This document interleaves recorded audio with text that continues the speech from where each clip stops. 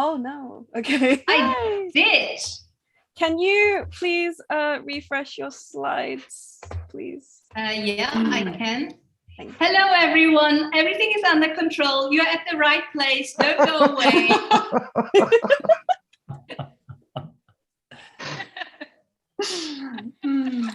Yay. Exactly. Yes, Mim, please say again. Nothing is ever under control in this forum. We don't do that. Hashtag failing forward. We don't do that. It's boring. By the way, we have Martin back. Yay! Yay! Martin, hi. And we've got Stephen back, who we met last time. Hi, Stephen. Yay. And yes, I remember there was a bias that I mentioned when you showed up. Perhaps that was That's the Anthony. You were from Greenville, weren't you? Yeah, that's correct. Great memory. Good to see you. I've just been to Greenville, that's why. Mark mentioned that. Yes, just a week ago. That's great. How did you like it?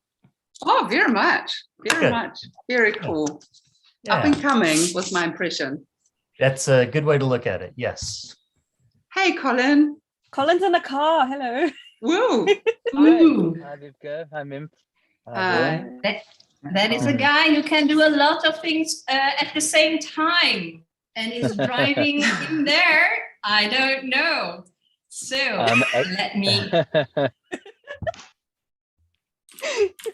let me share with you guys. We have started. And let me see if it works. Yes.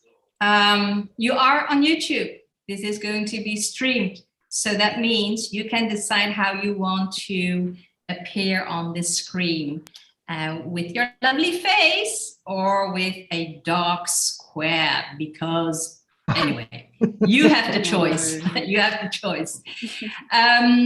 So we will share that on our social media. Now you know. And if you are here for the first time, and I think my friend Martine Bergevoet is here for the first time, welcome, welcome. We consider ourselves clumsy innovators, facilitators, co-creators, all hungry learners. So now you are part of this community. No way to escape for you. How do we behave? Well, we do failing forward. There is no other way. And on top of that, we are kind to each other. We try to be nice and empathetic. And today, we are going to have a chat and some work on ancient human-centered design. And I will be here together with Federico Granda. Yes. So please stay with us. And then I will mention to you, how did I meet Federico? So a few months ago, it was number 64, and we were doing design thinkers around the world. And in the backstage, especially for you, Martine, after this hour, we will have a non-streamed backstage. In that backstage, Federico and I connected on the topic of ancient wisdom. Concepts that have been with us for ages. For example, what you don't wish to happen to you, do not do that to others. So we had a conversation that meandered towards ancient wisdom. We exchanged values that guide us in our lives. And a few years ago, for myself, while reading about Confucius and his teachings, I realized how much I was raised with these values.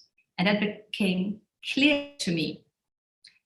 That wasn't so clear because I was in the middle of it. But at that moment, it became clear to me. And thinking back that my parents had this origin, Confucius. So at that point, Federico started telling about his Kabbalah mentorship. and he has been a mentor for more than 10 years. So he showed me and told me about Kabbalah teachings, and really it struck me how comfortable it is to listen to these stories and enjoying the different perspectives. And we both realized that this was and is and always will be human-centered. So together with my friend Federico today, we are going to put dots on a map for you so you can connect these dots to human-centered design of today.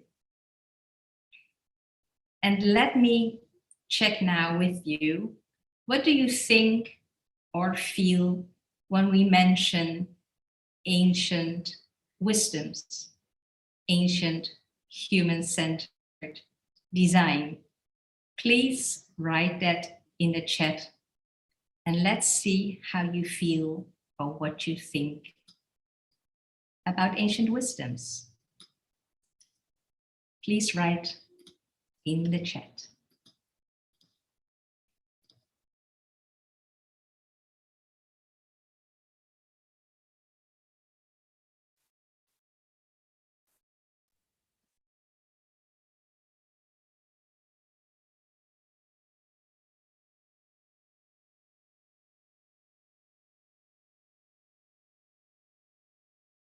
There you go, Federico. What do you see? What do you read? I was like reflecting, and I see many things that's going to make sense, and part of the process that we've been doing with Yuen for, I don't know, like 3 months is like we have what Jimena just wrote, like a lot of connections, because we all come from the same source. We're going to speak about it, but this one was like the first word that Jimena wrote, and I love that one. And then you have knowledge that has been preserved through generations, and we'll speak about maybe the spoken and the written kind of a knowledge, and timeless wisdom. And this is always also about what we're going to speak. And this is part of what we made this jam, because it is timeless. And many of the things that we do in human-centered design are absolutely 100% related to Kabbalah or to Taoism. Constant Western knowledge and insights, yeah, and a lot of insights. And sometimes, you know, spirituality and ancient wisdom is not about making things complicated, because when you make them complicated is when you don't do anything with your life, is when you make them simple. So when we speak about insights, I love that word, because an insight is something that you always knew, but you never knew that you knew that. Is like some way to have this revealed truth, and I love it. And this passing wisdom amongst generations. I find my body settles. Okay, Sarah, I find my body settles in a curious way when I hear that phrase. Which one, Sarah? The ancient human-centered design? Okay, then you have philosophers, Buddhism, Christianity. We all go to the same source, grounded treasures, yeah. Last couple of days, learning ancient wisdom has already addressed many modern problems. Yeah, that's for sure, Beatriz. That's what we saw. Back to basics all the time. And the deep shift had Egypt. Okay, I love that one. We're going to speak today about someone that lived in Egypt. Knowledge of older people, also young people, younger. Sometimes actually we use children in some of our processes, because I mean, younger, they have less barriers in their minds. Okay, thank you so much. Sustained generational wisdom. Good. I see that the question was very, very inspiring. Sufi connections, knowledge from civilization, someone already figured out. Good. Universality, use the bigger, less individualistic. Yeah, it's all about having unity. The Bible is very human-centered, but I'm not sure if it's always wise. Okay, that's a good point. But maybe we can have a lot of answers over this, but we're going to try to keep focus. But I love the Ilona's point of view. Timeless, capture insights that don't fundamentally change. Good. I think we are connected, like Jimena just said, like she started the conversation, and it's like all of that you just wrote here is connected, and all of the things that you wrote down has been part of our conversation, like all, you know, the background, that all the things that we've been working with Yen. It's been, I mean, hours of this, and all of the things that you just wrote has been in our conversations, and everything is absolutely connected. And this is part of the, I mean, that's could be like a great word that we never use in our meetings, but it's like everything is connected, and we are getting connected here. So thank you so much. Lovely. Okay. The first angle or topic that we take, let me show you, whoops, is about mercy and empathy. And the way how I prepared myself for today is reading pieces of texts that I've written down, and then Federico will also explain and talk about his angle. So let me start about mercy and empathy.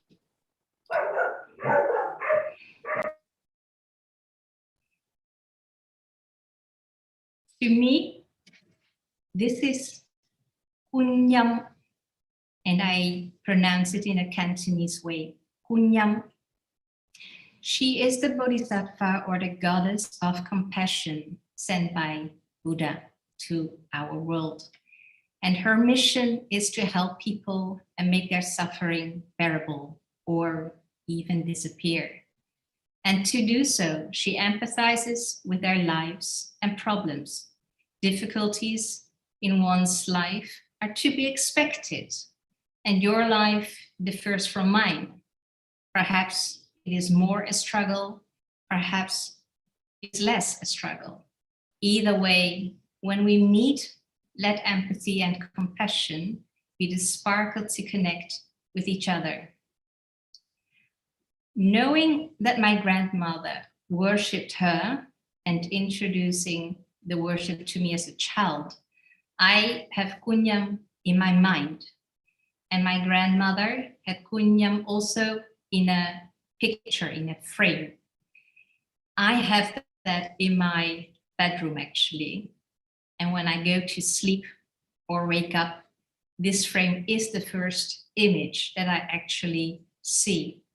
So I see Kunyam even before I see Henk. Henk is my husband. So when we talk about compassion and empathy, she is the image for me. Federico. Thank you, Yan. So yes, when we were organizing this, we said we can have these parallels, okay, and relate it to our lives. And I chose Abraham the patriarch, okay, and that's good because you were speaking about the Bible is very human-centered, but not sometimes it's not accurate. And I chose that one. As you can see, that's my spiritual name, and I made the name change. And it's fun because Abraham represents mercy, okay, and it represents the opposite to judgment. And why did I choose him? And about human-centered design is you see Abraham's life.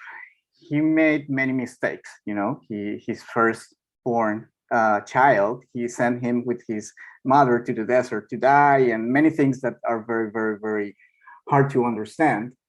But even though he, according to the Kabbalist knowledge, he represents mercy. And I always related mercy with the empathy stage of human-centered design, of design thinking.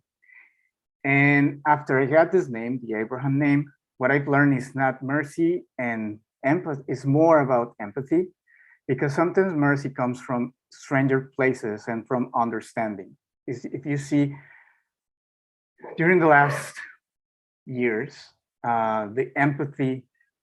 the meaning of empathy has been misunderstood by media, by social media. Many people think that is being sympathetic, that is being, you know, having the same opinion.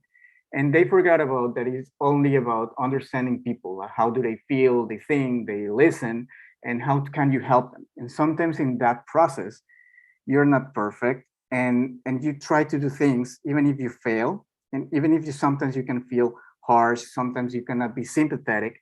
And Abraham always reminds me that he was a guy that made a lot of mistakes. Like, I mean, if you read the Bible, he made, I don't know, dozens, and sometimes it's very, very complicated to understand. It's, I mean, he is the father of all of the three religions. They call him Abraham. It's very, very problematic sometimes. But in the end, he always was merciful. If you see in the end, after all of those mistakes, after he understood all the context, and this is why we chose him also. And this is part of being merciful with you beside your mistakes. And that way you could be merciful with the others. So hence being empathetic.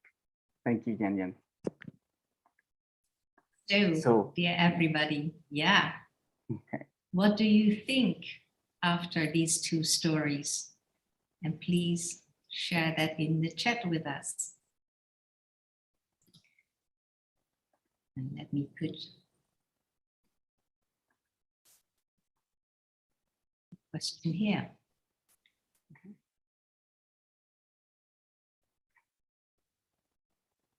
What key words or key sentences do you think of? Yeah, they're personalized. Take your time. Yeah. And mercy starts with you. Yeah, for sure. Good.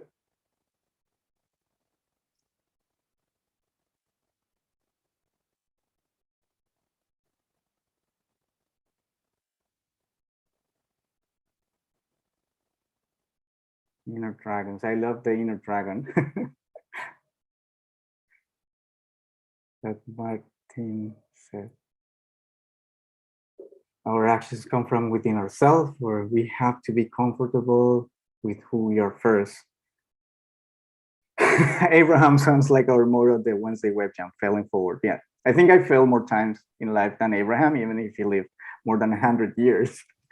But yes, personal values were some Abraham's biggest mistakes. Well, you can, I mean, he made some, and sometimes you can see him like a violent person, and this violent person was the representation of mercy. I don't know if there were mistakes, and well, when he sent his Agar and Ishmael to the desert, according to my part of the story, the other part of the story, I think he sent Sarah.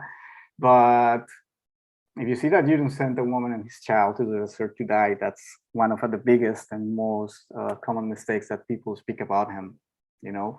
And you also have the story when he started throwing sand to his enemies and they became arrows. So the merciful guy was doing this kind of things. Or even before, actually, if you see the story, he wasn't a monotheist guy, you know, just he realized about all of this and he started burning idols. So according to that, he first understood what was idol worshiping before becoming what he became. So, and it's not necessarily, that one's not necessarily an error, you know, a failure, but this was a way to learn about understanding the opposite by living it.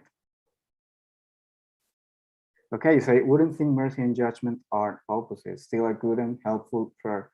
Yeah, I mean, it's like cold and warm weather. If you are cold and warm, none of them are bad, but they are opposite. And sometimes you can, you know, balance between. That's how I believe, between mercy and judgment. There's some good judgment, you know, and sometimes you go to a trial, you can win the trial. So yeah, good. Thank you, Vivke. Okay, and read more. Yeah, and Abraham is very interesting because he's the father of three of the biggest religions. So thank you, Sarah. Relationship to the Supreme Father is often determined. Okay, thank you. Nice.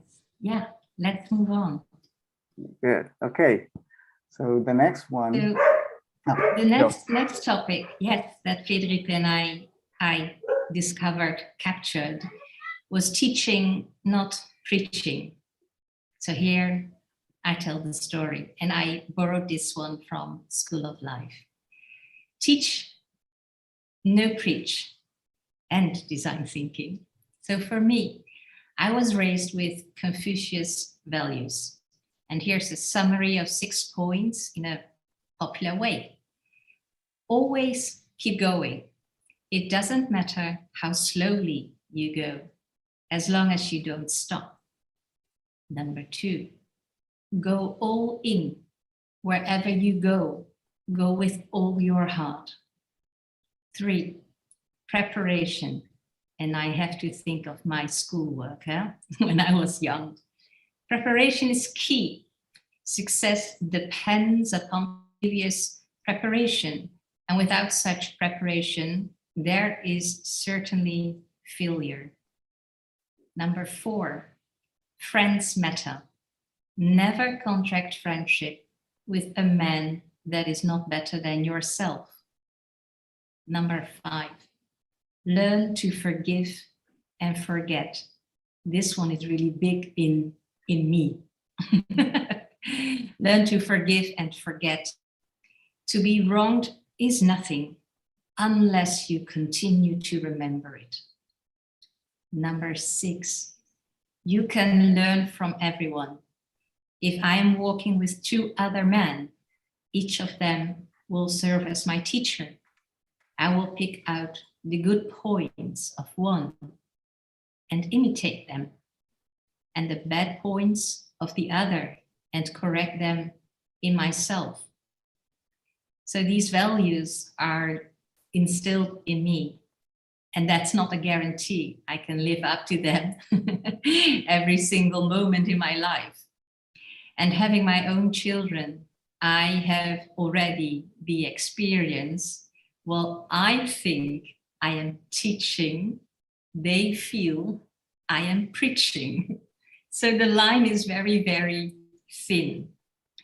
And giving training about design thinking, I try to teach and engage with these 6 points in my mind.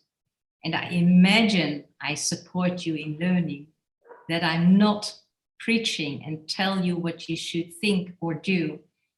So, I hope you will give me a call, so to speak, when you find it difficult to capture meanings in your learning journey. Federico. Thank you, Yan. So, as part of this process that we told you that we have with Yan, when we spoke about preaching, not teaching, not preaching, first thing that came to my mind was Moses. Always Moses and the guy that teach everything and with the example and leading. But last Saturday, during the lecture, the conscious lecture from Saturday, they were speaking about Joseph the righteous, Joseph Hatzadik, like we call him. And the fun thing was that he was a righteous person because he had the ability to see life and see problems with good eyes. So we have this ayin tova in Hebrew instead of ayin hara, that is good eye instead of bad eye, the evil eye. And besides all the difficulties that he had, all the problems that he had along his story, he always had the ability to see and watch things with good eyes. I mean, his brothers throw him to a pond. He was enslaved. He was victim of, this Potiphar's wife that said that he was trying to abuse her, but he didn't, and he was in jail. But all of the time, he was watching life with good eyes, and that was what made him a righteous person. So that was just before this, and I was thinking how many times we say to our clients or to our colleagues in the jams, fail forward or fall in love with the problems. Always that when we are at this definition stage, we say, we love problems, don't fall in love with the ideas, fall in love with the problems. We say that a lot. We teach that a lot. But I was thinking, do we really believe that? I mean, with our own problems. I mean, if it's the client's problem, it's easy to fall in love with because it's not our problem, it's inspiring. But do we really fall in love with our problems? Like in our real life, like facilitators, are we really teaching, not preaching with that? And do we really fail forward? So that was part of the things. And I chose that image because that was when he was in the bottom of the pond and he was always having the picture, watching the picture from that side. If you see, if you're in the bottom, he was watching the light coming in. And after that, many things, many struggles came to his life, but many things, good things came for him after that. But that was like the real question. Do we really fall in love with problems, as we say to the clients, to our colleagues or our students? So that was, so anything, yeah. Okay, so some key words about in what we just spoke, and maybe this question. Sarah, good one. Fine line between love and obsession with problems. Good, I love that one. Yeah. Chris Cecile says, I recently came across a beautiful saying that resonates. When the student is ready, the teacher will appear. Yes. You know what happens with ancient wisdom and also with design thinking? It comes to you. I mean, I don't know if it happens to you, but when you're trying to explain to someone what design thinking is to a new client that you are working with, it to a lead, it's very hard to understand for them. So most of the business that we really have is that they already came here with the need and maybe a small understanding of what we do, and we have that other connection with it.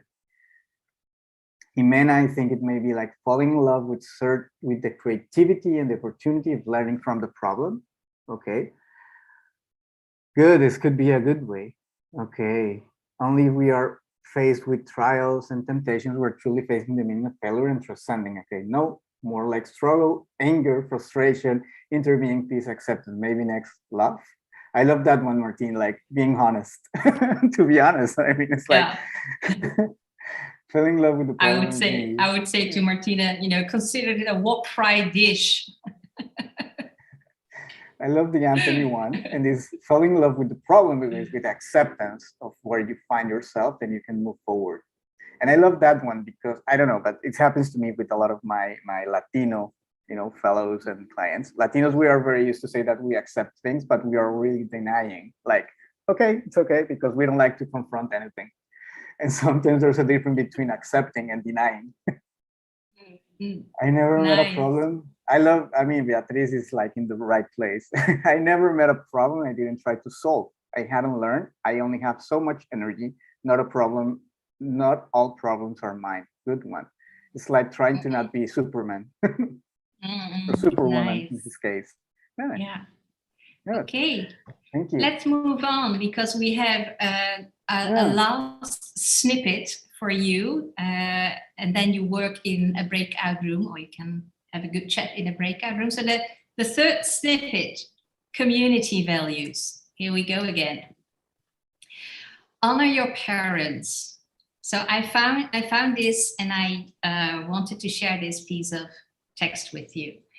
Confucius taught us about the relationship with our parents. He believed that we should obey them when we are young, take care of them when they are old, mourn at length when they die, and make sacrifices in their memory thereafter. And this sounds strange in the modern age when many of us leave our parents' home as teenagers and perhaps rarely return to visit.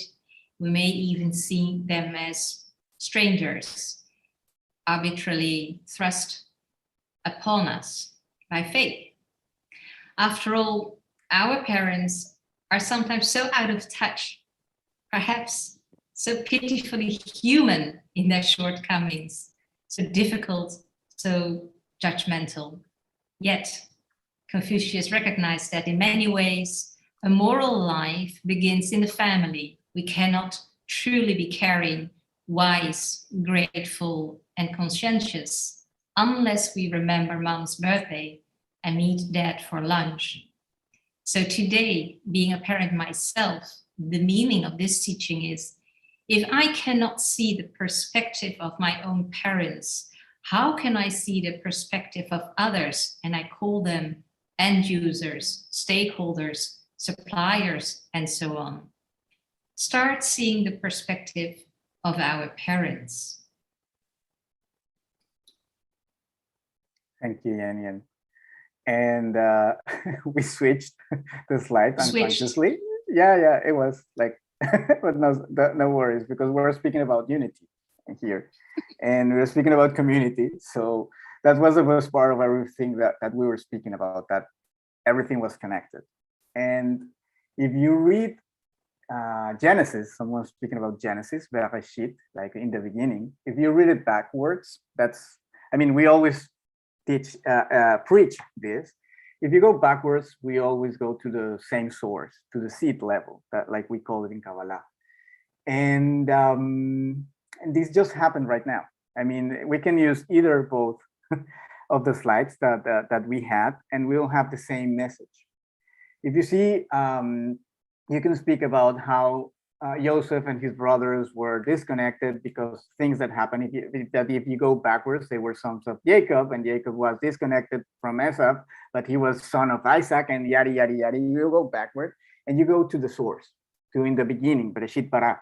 And sometimes you can speak about Adam and Eve, but if you go to that beginning, was the beginning when we were one soul, and we are always forgetting that. And something that has worked for me very well when I'm trying to facilitate or making consultancy is trying to remind people that doesn't matter all the places that we come from, that your religion, your nationality, wherever you are from, we are part of the same thing. And when you made this conscious, empathetic and definition process, when you find that real problem that is good for all of us, when you find those wicked problems that we are always preaching, is when you really find those problems that are really helping all of us, like one soul. And that helps you a lot, because sometimes, if just think about when you're in those stages, people are thinking about how might we help ourselves, and then how might we help the other. So if you start thinking and going backwards to the source, to that seed that was that perfect level before, you start to being imperfect, like an idea, is something that was that helps you a lot when you're making design thinking. And the best projects, like I was saying, are those that go to the seed level. And some weeks ago, I can't remember who was speaking about it, that spoke about these systemic approaches. It's all about it. It's all about finding the unity to that place when everything is going to change. And that unity is about us, about humans, and about how we feel with mercy, like we spoke before, about preaching and teaching and not preaching. How can we find that unity, and how can we be really working like a community of change that we are? So I love what happened, because what you were saying was kind of, work with either both of the images that we have. So what do you think about community values and unity here, and for what we do? And I love, and actually something that happened here is also related with unity. Cecile said appreciative inquiry is also important, not just problem-centered, what works and can be okay. So something very important, and has to be with unity, is like we have to find like unified language. And something that always happens, and for example, I know Yen is thinking in Chinese, Dutch, and English. I'm thinking in Spanish, Hebrew, and English in these stages. So you start to, to fragment things. And for example, inquiry, if you translate that to Spanish, is not as powerful as it is in English, And the Spanish speakers will understand. Jimenez, yeah, sometimes we simplify things. And that's why we love from this. This is what community does. Sometimes maybe the English word is more useful when you're making some words in another language, and that's part of what I was speaking about, the unity. Okay, so which is possibly a lot good. Thank you, Yen. I've opened the chat for you to see what keywords and key sentences come up after this sharing about the community. Okay, I love this one. The other language perspective makes it possible to see things differently. Yeah. I said to that, like Japanese words that means like a complete sentence in one word. I don't know in other languages, but this is very, very, very good for our job. Individualistic versus collectivist cultures. Okay, love two backgrounds: Asian with a focus on the family, ancestors, community, and Western focus on be yourself. Okay. Okay, I love Ayana said this is a hard one. So we love problems here. So I recently have begun to see from my parents' perspective. Both my parents had to navigate social trauma. Good. My mother had solid love and support of her parents and family, My father did not. My mother survived, excelled, and in the end thrived. My mother succumbing to his trauma. How do we deal with our parents' trauma? Oh, good. This is like, this is one of the hard, I mean, okay. I mean, with the tools that we have today, yeah. I mean, I don't know if I'm the one to answer this with your parents' trauma, but sometimes what happens, I mean, I have an ancient tool is that, I mean, you have no choice with your parents. They will be there. They're always going to be your parents. You know, maybe you can have a friend that is very negative. You can go away, you know, you can step away and that's it. But your family is always going to be there until you don't find what bothers you from them that you really have. Things are not going to change. So this is about defining the problem, like being empathetic, watching their lives with mercy, and watching what are you doing that you have to change in order for that relationship with them will change. But the relationship between the two of them is up to them. I mean, you can just give them love. Well, I think there are a lot of seeds, Federico, for people to share and continue in the breakout room. Good. So with your permission as well, I would love to invite our audience to a breakout room. There are 2 or 3 persons per room. And if you would like to stay in a plenary to chat, that's possible as well. Time-wise, we are going really fast. So I would say, Federico, let's give people 6 minutes to share together. All right. So I'm going to open the breakout rooms. There you go. And shall we go to breakout rooms or shall we stay here? I think you have guests in the plenary. At least I managed to get you some guests in the plenary. Let's see what happens. Yeah, let's wait because they told me to stay. Because, I see 2 persons per room. Anthony in room 4. Yeah, but someone's waiting for me in room 3. Okay. Hey, Ayana. Let's see what happens.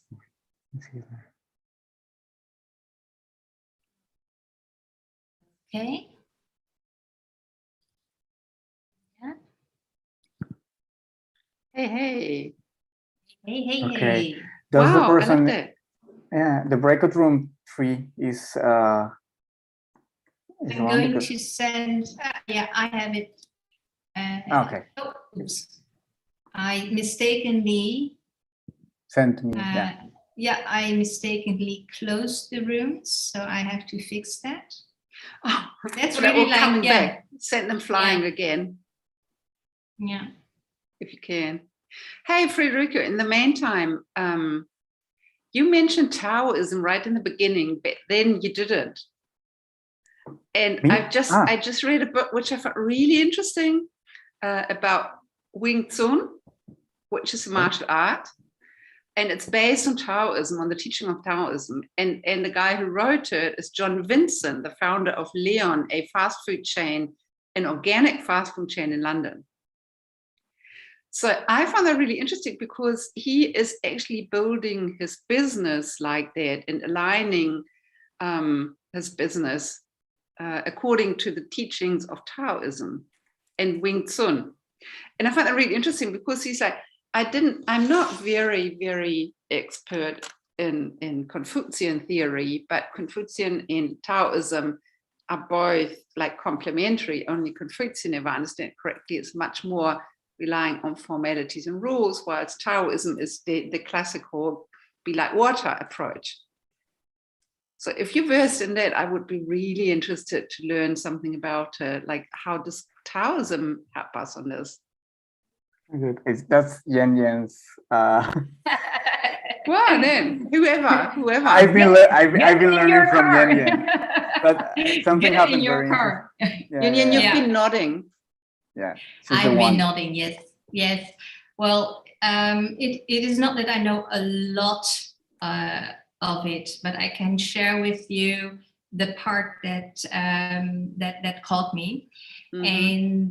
And for example, one of the famous sentences is, "The road is not the road," and that teaches us and shows us that what you imagine, if you imagine this is the road, you might, clung on to it and really get attached to it.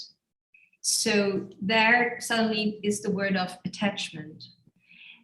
And perhaps you recognize becoming attached to someone or somebody sometimes could bring along suffering. Maybe you recognize that jump in reasoning.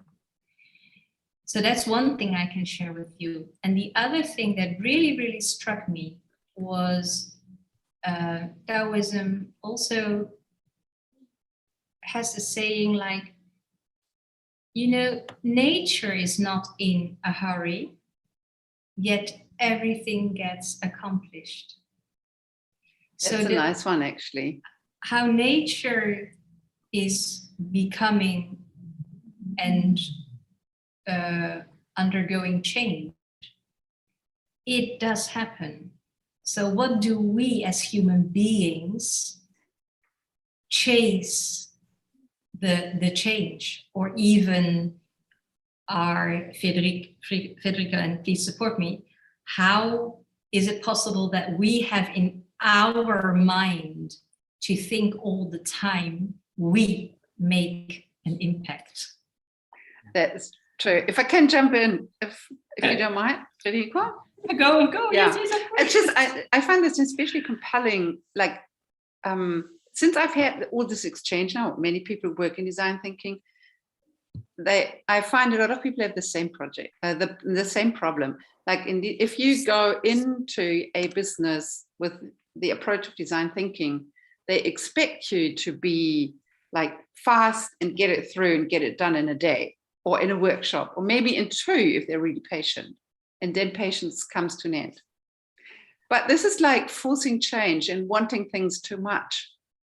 And it's just, and you never get it done that way. And maybe, and I've been discussing that with Ezekiel, but with others as well. Like how can we do that? Like help people change, but not forces, not want things too much, because then it won't come to an end. Then nothing will ever change. There is a few that come forward, and you all know there's different people on a team. You need the whole spectrum of the skeptics and the ones who are the drivers. We all remember that little amoeba that who had that parachuting caps into Borneo. Like we have all these different types of people, and we have, if we want really truly change, then we need them all. So we have to give them time and time to digest. So this is really this flow, or create this flow, invite for people, for a good environment to work well. This is something that I like very much, and I go down that path because sometimes I abhor that pressure, that time pressure that clients put on, or on their expectation, but we readily accomplish that, or say we take up the challenge. Yes, we do it, and we shouldn't. I see that Rosario is also in our call in the meeting. So Rosario, if you would like to share with us, that's okay. Open your mic. Rosario? Okay. And well, I can. Otherwise, yeah. I also saw Ezekiel. Yeah. I mean, lately I've been thinking or reflecting about like beginner's mind, and how limiting over reliance on expertise can be, right? We have to make room, and I think something, a perspective that ancient wisdom has helped me shape is so much of making progress and changing is really just about unclenching and opening, and kind of like what you were saying, Yuen, just like allowing. And it's counterintuitive, because it's what you were saying, like the doing without doing, but then you do a lot when you don't do, because you're just like allowing an opening. Exactly. It's a head scratcher, but then to Wipka's point, is and I see this in my own personal life, right? The more I try to control something, the more difficult things get, and just things don't work. It gets very hard and very stressful. But then when I can manage now and then to like just unclench and release and just allow, things kind of work out in some way. Maybe it's not the way I'm very attached to, but when I kind of just release overall, things unfold in interesting ways. I am going to interrupt. Wiebke, can you close the breakout rooms? My button seems to be broken. Done. Close in 59 seconds. Yeah, my buttons seem to be broken. Then I never. Just let go, Yuen. Just let go. Don't worry. I can according to this, I can control my dogs when they bark in the exact moment when I am in a meeting. So I just release that control. We have two concepts. One is vati velomati, that's being and not being. Is very similar to what Yen said. But something is like you have to do, I don't know, 10% of the task and leave the rest to the universe, to God, to whatever, is your bigger belief system is. And the other one is like use emunah, and emunah has been mistranslated to faith. And it's not faith, because faith is blind, like you say, it's like, I just believe just because, and that's not about it. When you have emunah is when you really believe that things are going to be well, because you have been tested so many times in life, and you know that that's going to be the result, and you have that feeling. But sometimes you have to, to try to have that, because sometimes you're only going to learn through crisis and through that kind of problems that you sometimes we have. So sometimes just try to have that, and it's that word is like it has been mistranslated, but that will work on. Now everyone is here. We were like deep and meaningful here with Wiebke and Ezekiel. Yeah, I wonder who would like to share a little bit from the breakout room. Please open your mic and share what the conversation was about, if that's okay to share, and otherwise we will continue. Well, in our breakout room with Ilona and Anthony, we talked a little bit about, specifically we were talking about the Bible and Christianity has a very patriarchal bent to it. But that led to also discussing that, a lot of these ancient systems, whether they're religions or philosophies, most likely came from times that were male dominated and were written by men and passed down by men. And we have to acknowledge their humanity and, imperfection. There's a lot of wisdom there, but there are also problems in it that we need to maybe adapt and adjust for modern times.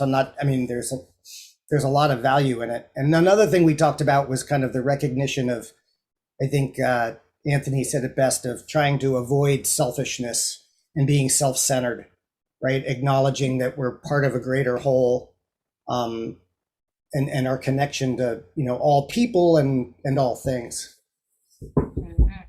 Yes, thanks, Steve. Thanks. Anyone else? Yeah. Hi, I want to just say that I took advantage and got some personal counseling from my 2 breakout rooms, because I was kind of hung up, or I'm very aware right now of the notion of community and unity. And in my life experience, it seems incredibly rare and disappearing. and I was noticing that this group has qualities that sort of come in to address part of it. Part of it is this, what I'm aware of is the connection to heart. Like the notion of community and human-centered requires a commitment to love, actually. That's kind of not, that's something I'm aware of in the Latin American culture, but not in the American. And sort of the net was like, find more communities like this and be a part of this, because I'm very uplifted by the notion, okay, there are other people who are committed to this, and thank God, because I wasn't finding them. Thank you, Beatrice. Without you knowing it and mentioning love, you have paved a bridge for me to walk on, actually. And let me first share a sound with you. That's this one, and I hope it works.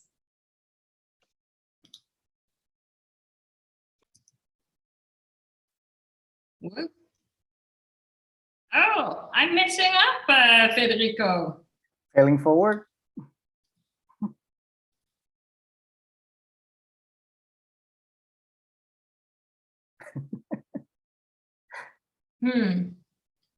Oh, it doesn't work as I want.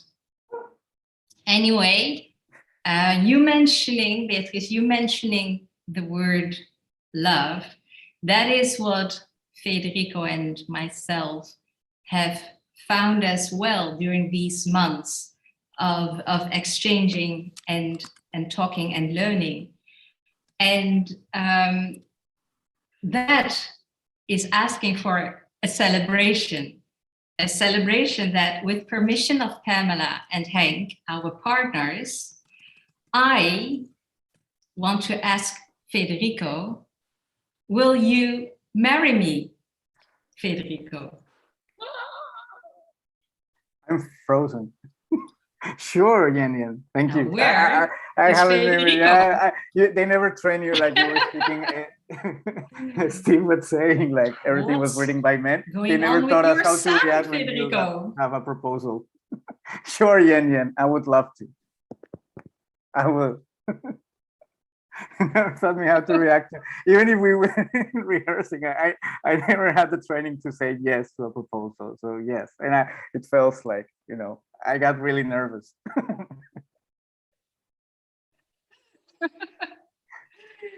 So, I think I heard you well.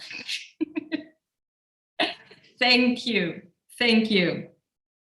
And that means that we need to organize a party, right? Yeah, for sure. But I don't know how, because we have many different backgrounds and from all, you know, like it's very, very hard to have a middle ground.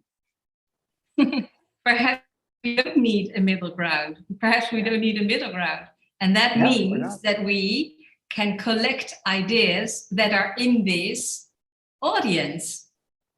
Good. So please share with us the mural link, and we can send you into a breakout for about 5 minutes and see what you would like to add to this celebration.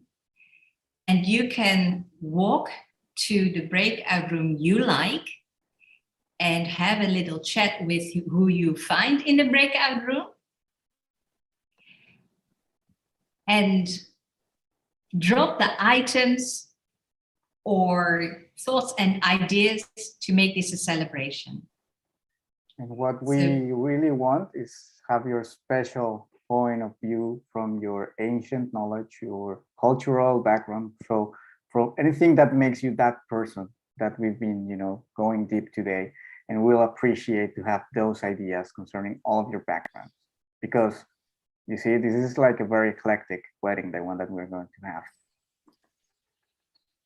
Okay, please, Mim, see if you have the link, or maybe Federico, if you have the link in the chat.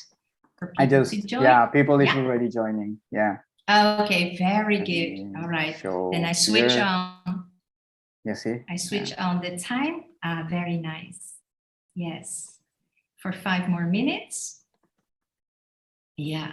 Shall I open the breakout rooms? Thank you. Yes. Yes. And people can choose to walk into any room. Go. Yes. Thank you. And we will see later on what you've dropped there. Right.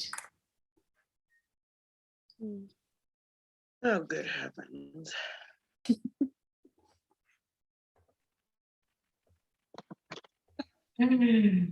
I don't think people understand that they can go into breakout rooms and how to do that. You might need to explain that. Thank you, Steve. Just open. Got it. Yes, yes. If you Okay. push on the button of breakout rooms, you can choose a particular breakout room and work together. Or if Where's you that want to do button? on the Like, bottom of your Zoom screen.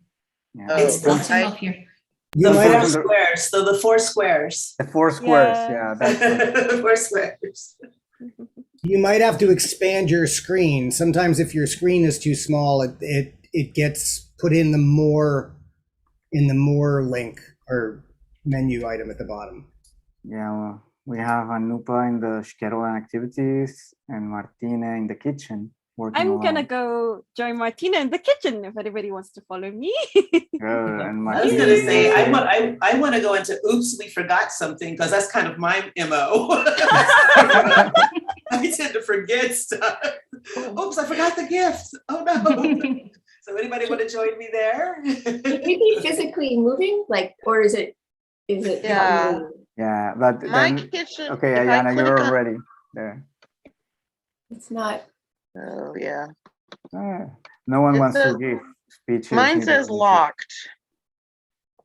If I go to the kitchen, it says the kitchen is locked. Too many people in the kitchen. Also, Like in Yeah. every party, everybody's in the kitchen. yeah, but then you Yeah. have the sticky notes. They are already unlocked. Oh, Uh, it's opening. So when we click here, something should happen, but it doesn't. Correct. Sometimes it's a bit slow. Just have a bit of patience, Sarah. Sure.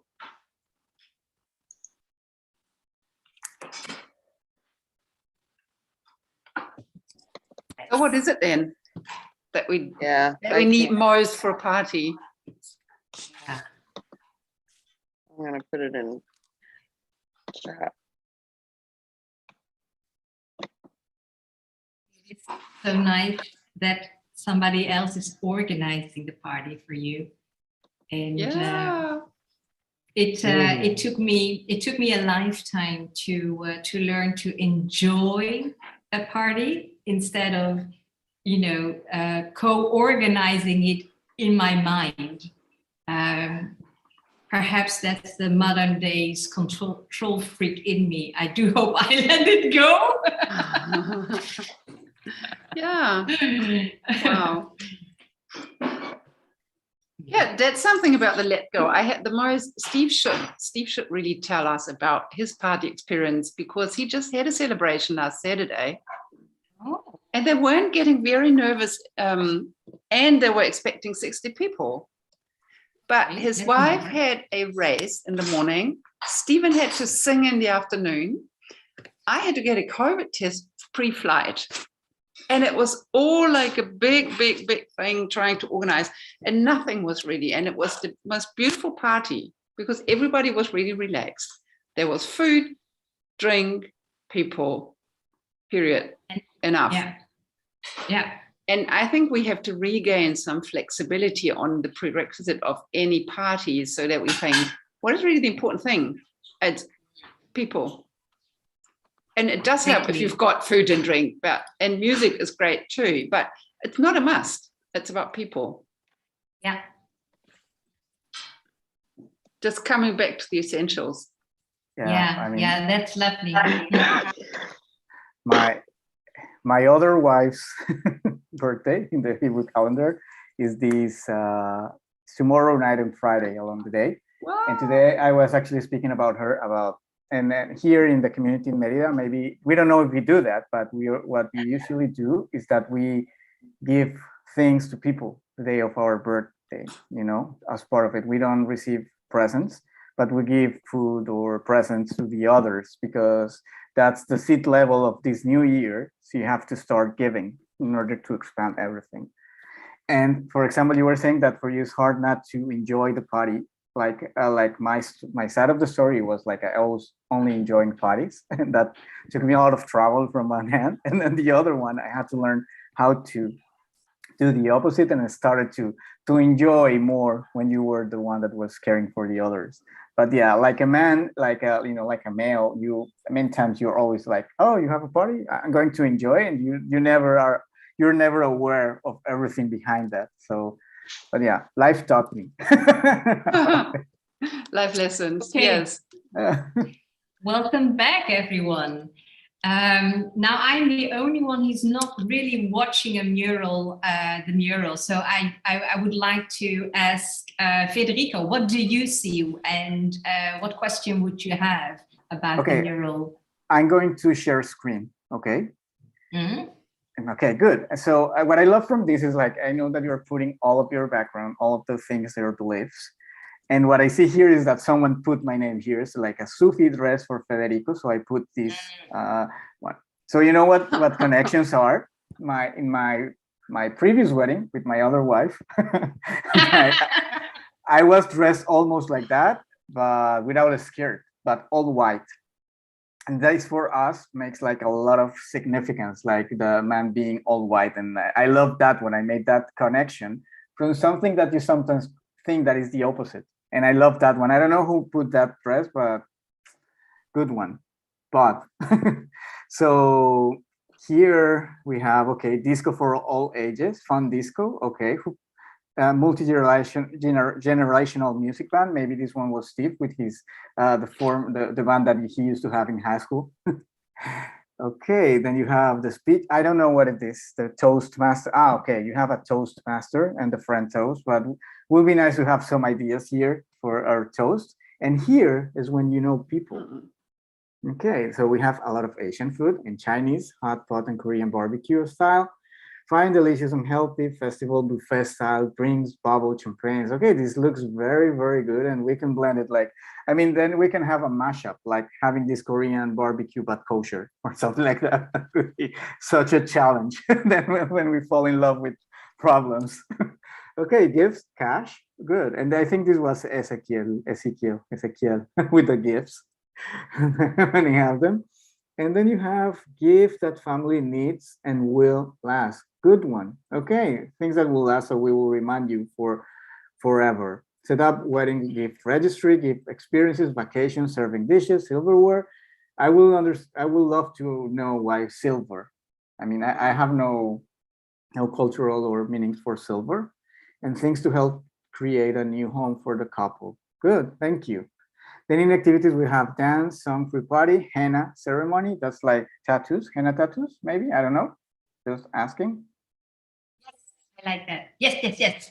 Okay, and Tumeric haldi ceremony. Okay, I love this one because I don't understand anything. Like Tumeric ceremony, cocktail night. I understand the cocktail night. And then giving ceremony, first dance, bachelor party, pre-wedding. Okay, toast to the bride and the groom and bridal shower. I would love to know what a Tumeric haldi ceremony is. And so basically, just to tell you, so in our Indian culture, it's basically for the bride and also for the groom. We make like a turmeric paste, and it's basically, cleansing the bride and groom before the wedding. So there is a ceremony where people like from the family put like this turmeric paste on you, and sometimes people put flowers. So it's like and the thing is that in India we have so many different religions and so many different cultures. I think the haldi ceremony is something that is across all, if I'm not mistaken. Nachiket, if I'm right? Yeah, it's across. Yeah, so that's across. Yeah. Okay, let's look at the oops we forgot. Yeah, they're saying that we have many surprises. Yeah. Go Yen, because this one was your idea actually. We forgot.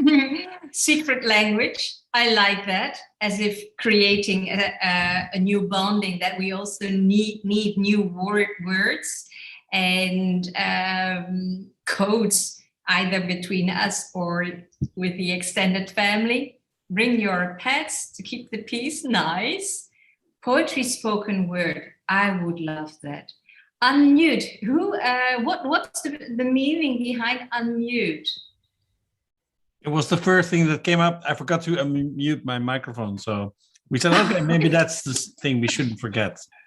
Okay, and then the last one on the bottom, at the bottom, honest conversations. That would be a very nice beginning of a long, everlasting relationship between people, not only two.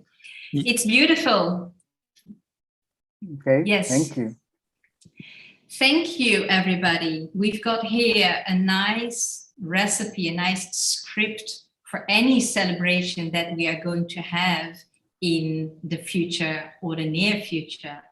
And it is time. We are over the top of the hour, and that means that I need to bring you to the end of this session. First of all, I thank Federico for being with me in these months and having the conversation. This is the beginning, Federico. This is not the end, not at all. This is the beginning. Right, and that means next week, Wiebke, please share with us. I actually really like this collection on the mirror board, because next week we do exactly that. We are saying goodbye for the festive season, but it's not the same for everybody. And since we just saw that, like the Tumeric ritual, or like things that like people who celebrate Christmas don't have on their mind. Maybe other people celebrate, but it's not Christmas. So we thought we ask you, what do you celebrate? And we really want exactly this. We want to reflect on rituals and customs and see, what are you celebrating? What are you celebrating? Maybe it's Christmas, maybe it's not. Maybe you're celebrating even though you don't have that Christmas custom.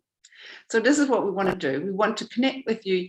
We want to ask you, bring one item that you like. Maybe it's some decoration, and maybe it is a cookie or a special drink, a hot punch, whatever you have, just bring it with you.